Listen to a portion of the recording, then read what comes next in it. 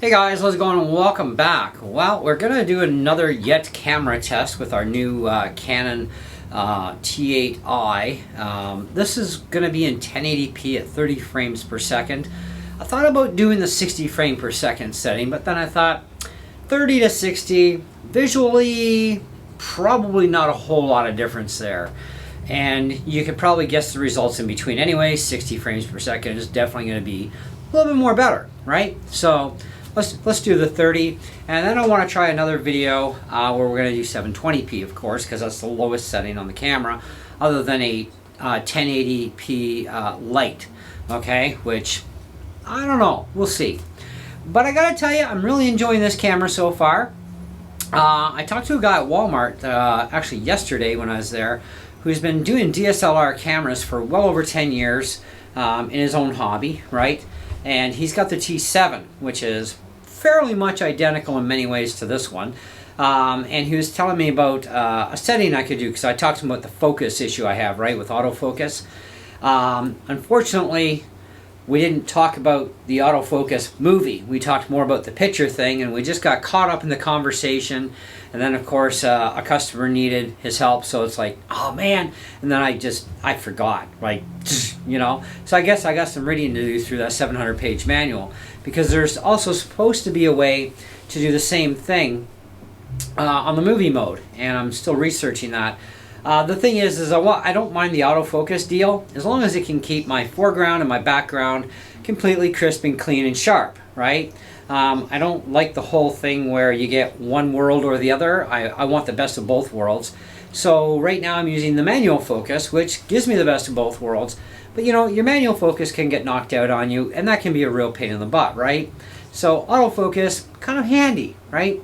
Anyways, in the meantime, we'll keep doing it this way manually until such time as I figure it out in the manual. There's a whole lot of stuff to learn about this camera, so if you're gonna ever be looking for like an instructional tutorial video, it'll be kind of just running through the basics, is gonna be as far as it goes. To go really in depth into this camera, whether it be one video or several videos, it's just going to be too lengthy. You really got to just download the manual yourself, read through it, study it, and then see if this is something that's for you, right? I mean, I still haven't done the review on this camera. That's still going to be a little while. I am working on another microphone. We are still using the Kamika mic today, because I prefer the audio reproduction of the Kamika over the built-in stereo mics. It's just a personal preference, right? Some people will actually love the built-in stereo mics on this thing, where others kind of, maybe not, right? And I've already done enough testing musically to know that, yeah, the built-in doesn't do it for me. But the Kamika does a really good job. However, still not quite up to my standards, right? And a microphone quality makes a huge impact, especially when you're doing stuff musically, never mind anything else. Now, the Kamika is kind of like a mini shotgun style mic, so it has a lot of omnidirectional pattern to it, so it doesn't exactly filter out a lot of background noise from the sides and behind it like you'd want it to, right? You need a mic specific for that.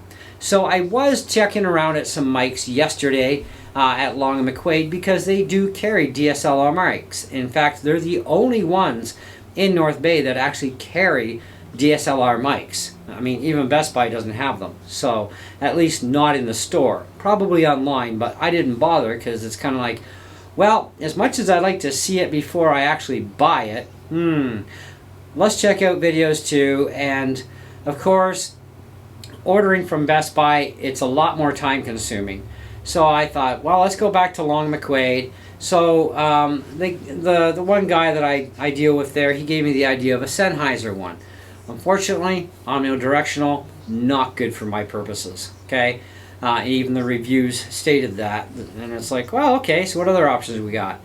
There is another brand out there that I trust very highly, and it didn't cost me my second mortgage. Oh wait, I don't even have a first one. But either way, it didn't break my wallet. So I thought, all right, it's still expensive, but it's a brand I trust. I checked out some videos, thought, okay, this is probably going to do what I want to do, and at least it's less hassle to return it too at the same time, as opposed to ordering something online through Best Buy or some other company, right? Surprisingly enough though, even the source no longer carries even DSLR cameras. And if they do, it's going to be just online, nothing in store. So that was kind of shocking, but hey, whatever. So in that, I thought, okay, well, what else can we do here? Well, in the meantime, we're going to keep going with the Kamika for a couple more days. So the new mic that I did order should be in Tuesday, Wednesday time period. And okay, so as soon as it comes in, we're going to show it to you. We'll do an unboxing. And then we'll do a secondary video later, afterwards with that mic, the camera. So you can definitely hear the difference between it and even the Kamika. I'll have the Kamika set up as well so that we can just, kind of like switch by unplug, plug in kind of thing. And then also compare it against the built-in mic so you get the idea of the elevation of the evolution of better and better sound, right? And at least that's what we're hoping to happen. But anyways, so I have been picking out other toys online for the camera. So obviously I am liking the camera enough that I'm not taking it back. At least this is the way it's looking so far. I've still got pictures to shoot on this and do a video for that to show you how good a quality the pictures are with it. But from even what the guy showed me at Walmart on his phone of the T7, I was like freaking amazed. He had a shot there of Niagara Falls, and when you zoom it in, you can literally see the people like really clear. And I'm like, oh, I said, I bet you did that with a telephoto lens though, right? Well, yeah, you kind of have to from that distance, right? And I have been looking at a telephoto lens for this thing. It's going to cost. I mean, that's the thing. I mean, it costs, right? You want to get into this kind of technology, start ponying out the dough, right? Or if you're in the States, the Benjamins, I guess, right? It can get costly, but that's okay. I mean, if you're going to be making better videos, you're going to be taking better pictures, that's what you want. And that's what I want for my channel, is much better video quality. That is a key thing, and going from, even my camcorder that I've been using the last couple years, and this is my second one, because my first one, well, it kind of got dropped one too many times. But this one I still doing great. And this is 1080p, it's like an Ultra HD, and it's 9.2 megapixel. And it's kind of like, well, that's not bad. It does really good, but it takes an awful lot of light to get a really good picture. Where this thing, it does still take light, obviously, with any camera, but this one seems to absorb even lower light and give a better picture, right? So whether you're on 4K or possibly even this 1080p, I guess you guys can be the judge of this footage, because I'm only recording it right now, so I only get to see so much. However, that being said, I am still really liking this camera quite a lot, and I'm glad I did buy it. Even though it is an entry-level DSLR, it is more than adequate to do even a lot of your, I think, honestly, just a little preliminary, I think it's good enough to do a lot of even professional stuff.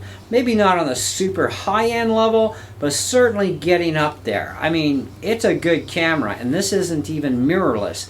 This one has the mirror in it, right? But it's also got your 24-point-something megapixel sensor and all that jazz. It's a nice camera, right? And at least it's a good starting point. And there are lenses for it that I've been looking at too, other than telephoto. There was one I actually saw on Amazon, and they're like, this is not for an amateur or beginner. This is a professional lens, and you must know what you're doing in order to operate it. I'm thinking, okay, I don't know what guy wrote that up, but this is an entry-level camera, so the lens can't be that confusing. And I am no stranger to camera gear. I grew up in photography in my family. My father and I had a dark room as well, where we did all of our own stuff. We didn't take it to the photo mart or anything to get it developed. We did all of ourselves. So we bought the gear, learned how to use it, and voila. And we didn't exactly have cheap cameras either. We had good stuff. And so yeah, growing up around cameras and photography really did help a lot for me.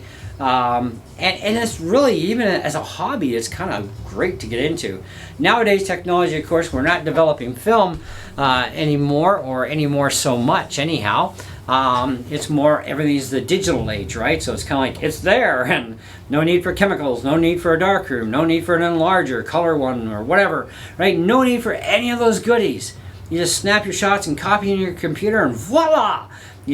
So anyways, So let me know what you guys think of this video as far as, you know, the picture quality goes for 1080p at 30 frames per second.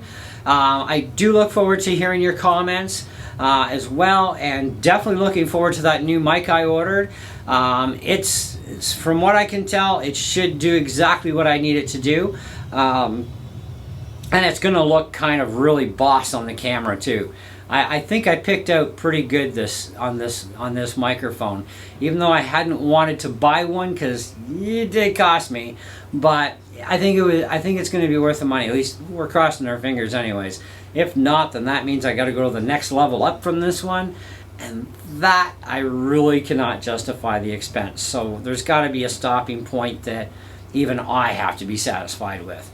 Anyways, in the meantime, thank you so much, guys, for watching. Hope you enjoyed the video, and we'll definitely catch you on the next one, because our next video we are going to be talking about my Mac Mini, because I've spent almost 2 months with this thing, and I think it's time to give you guys an update. So do look for that video as well. See ya.